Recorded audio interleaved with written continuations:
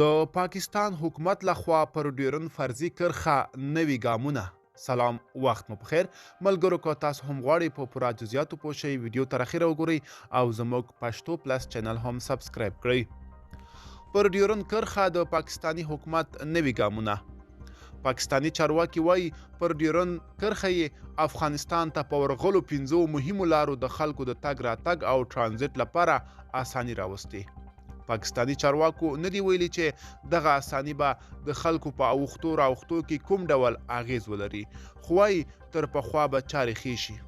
داسې به لږې ورځې وي چې پر ډیورن کرښه د افغانستان سویل سپین بولدک کې د ویش پر دروازه او په ختیځ کې د تورخم پر لاړه ګڼه ګوڼه انتظار او د تلونکو خلکو فریاد نه وي. ان کله ناکله خو د خلکو له کړاو او شکایته پر کرښه د دواړو غاړو ولاړ پوله ساتي یو بلبل د ټوپک خولې ور برابروي او بیا ورځې دغه ګڼ وګړي لارې بندې او لسګونه زره خلک ایسار پاتې وي.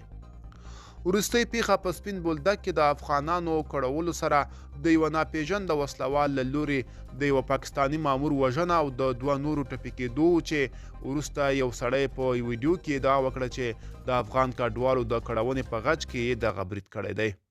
طالبانو او پاکستانی چارواکو له دغه برید وروسته په یوه ناسته کې پریکړه وکړې وه چې پر کرښه د کړاو کمولو لپاره باید په یو میکانیزم کار وشي. دا اوس پاکستان چارواکو د اسوسییټ پریس خبري اژانس ته ویلي نه یوازې سپین بولدک او تورخم کې ورسره پر دغه نورو لارو غلام خان، کنډاو، کارلاچۍ او انګور اډه کې د پولیساتي ماموریت چارې غښتلي کړي او خلکو ته یې د اسانیو راوستلو کې نوي ګامونه پورته کړي. د دغو نوي ګامونو کې له 100 د ډیرو نوي خونو جوړېدو او کاري ځواک زیاتېده یاد شوي دي. له دغه شمیر یوازې 9 اویا خونې د وګړو د اسنادو او پلټنو لپاره د تورخم په وره کې ایښودل کیږي. دغه خونو کې به د ناروغانو او بیړنیو سفرونو لپاره بیل ماموریت وي.